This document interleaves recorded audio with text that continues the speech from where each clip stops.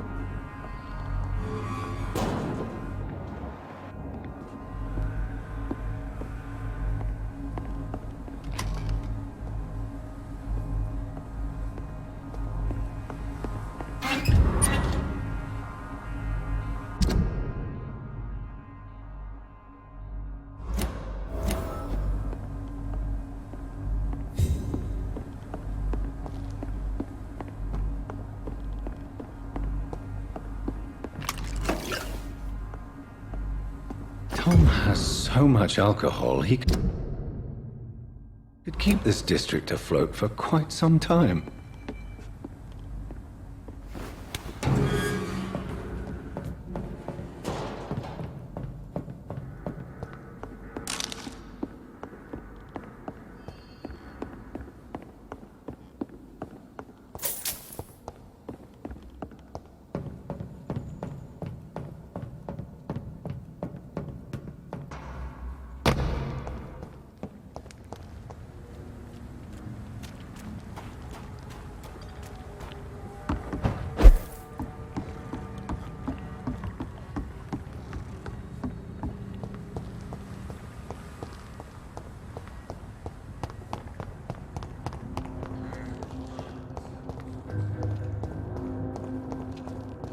I think I'm losing my mind. I should just run as far away from this place as I can. Welcome back, Doctor. What can I do for you? You lied to me, Tom. Your warehouse wasn't empty. It was inhabited with armed vigilantes. I'm sorry, Dr. Reid, but I thought those Prewen guards would be willing to let someone like you pass without trouble. That was devious of you, Tom. Next time you can bloody well go yourself. I apologize, Doctor, but it's just that I prefer to avoid the law, its enforcers, and all manner of thugs in uniform.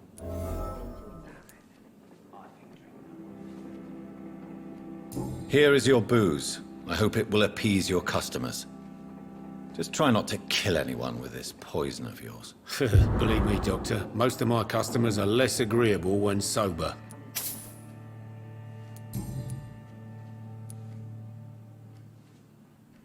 Tell me about your arrest for attempted murder, Tom. I tried to kill someone.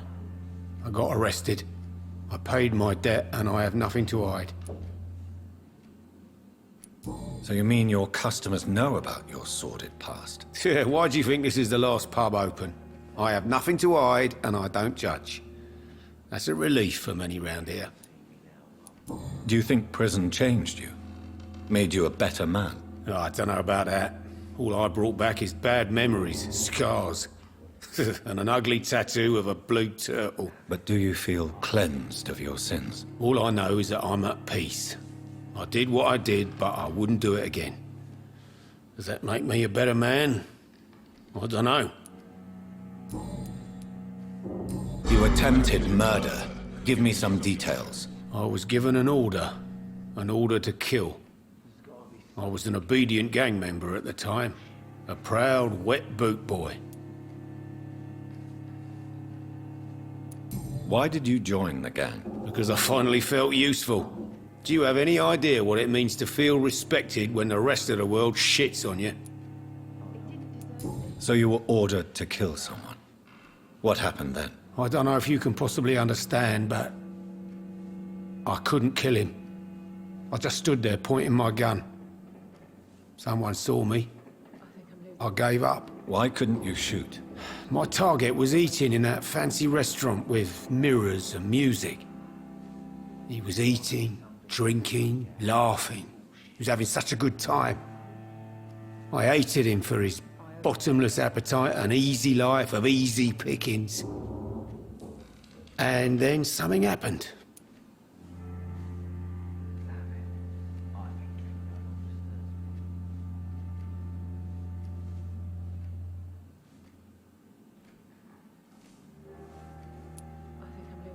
You realized what it means to take a life. You feared what it would be like to carry that guilt with you. Believe me, Doctor, I wasn't scared. I wasn't even afraid to face the wet boot boys after I'd failed.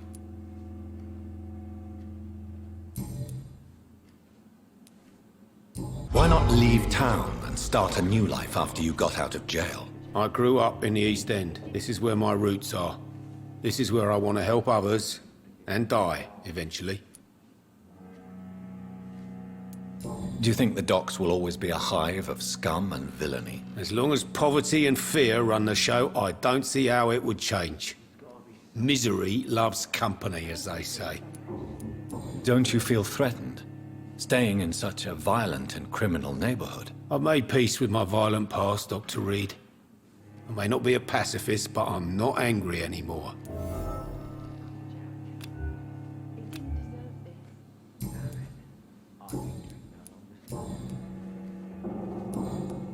Goodbye, Mr. Watts. Perhaps I should shut the turquoise for a time.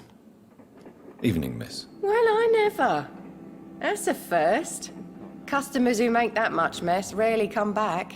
Never mind in fancy togs. I'm much more myself than when we first met.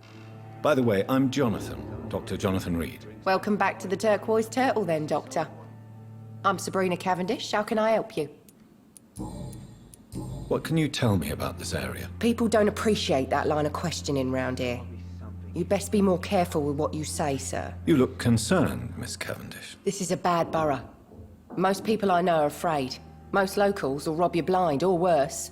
You best mind your step. The epidemic, no one dares go outside.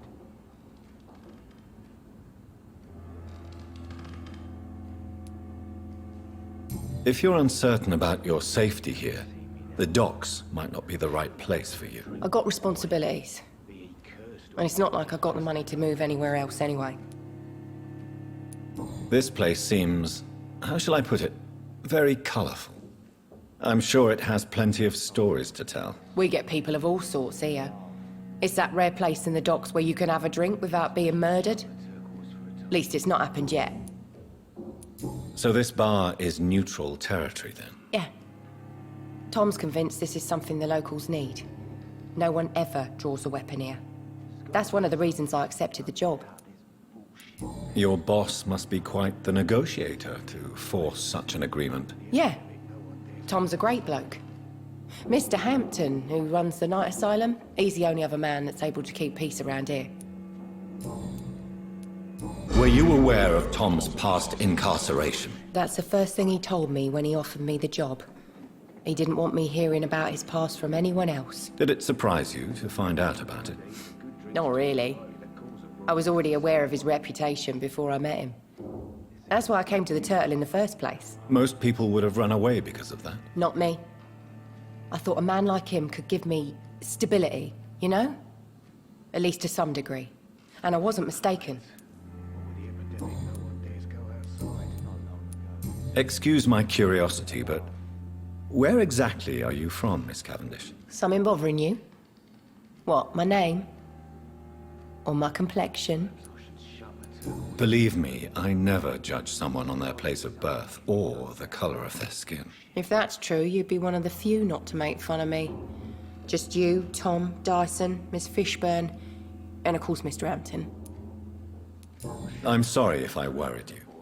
I was just curious to find out if you know this part of town well. Nosy. My dad was a sailor from Bombay, and my mum was a maid born up in Glasgow. They got married in London. And here I am. Tell me, Sabrina, do you really believe Tom has renounced his life of crime? He proves it to me every day he tells the truth. Tom Watts is a good man. One of the best. And you don't think he might fall back into his sordid ways? We can all do terrible things, Dr. Reid. And we never know what we're really capable of until it's too late.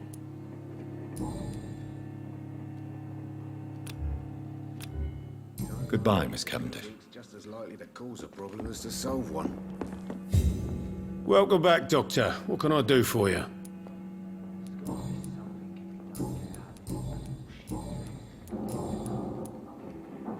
Why does your waitress feel in danger working on the docks? This part of town is dangerous for all, but for women it's worse, as always. Sabrina is a brave girl, but she can't help feeling in danger. Do you think she has good reason to feel this way? Are you not worried about her safety? Of course I am. The truth is, she's tougher than me deep inside. She just has to learn to control it. Goodbye, Mr. Watts.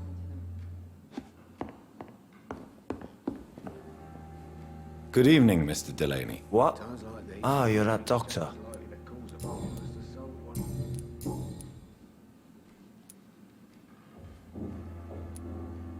Is there anything in particular that you like about this part of town?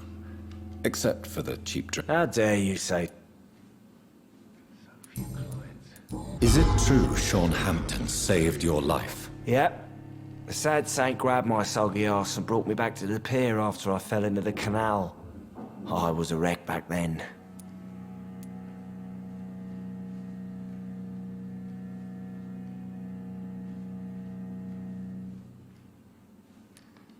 Were you thankful for what he did for you? Sean Hampton really acted like a saint that day. But I suppose I'm just another lost soul who doesn't deserve to be saved. Inebriation aside, do you need medical help? Yes, I feel sicker than usual these days. Take this, then. And perhaps you could try to slow down the alcohol intake, too. Hey, Doc, you don't really want me to stop the only remedy I can afford.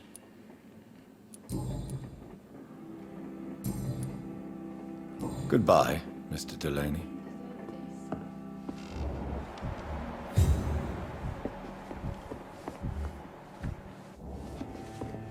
Times like these, a good drink's just...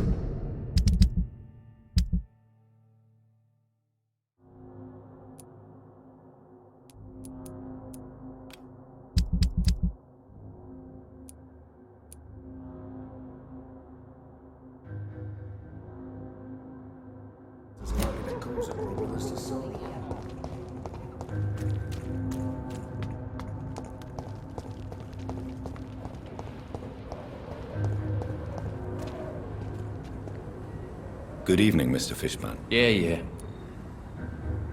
Do you require medical assistance? That's something I didn't expect to hear again. A doctor concerned with the health of his patients. Yeah. I could use some help. On several matters, in fact. I don't know which kind of doctor you're used to dealing with, but it's a doctor's purpose to heal people. And is it your purpose as well, Mr. Reid? I would say it's a convenient way for gaining people's trust. What can you tell me about this part of town? A shithole filled with maggots. Liars and thieves, all of them. Are you thinking about someone in particular? Nope. Hate them all. Especially these petty, whining little shitbag beggars. Is there no one who deserves your leniency, then? Well, Tom from our local is somewhat of a decent bloke. At least, unlike most maggots, he knows how to listen without opening his trap. What's your occupation? I take care of my mum. That's what I do. She's the only good thing in my life. Even though I don't treat her so good. You seem upset. Is something bothering you? I lost the necklace I bought her. I'm a fucking idiot. A worthless idiot. Sometimes it's hard to be a good son. I just want her to smile. No, I was thankful for her patience, appreciated like... God knows she deserves it.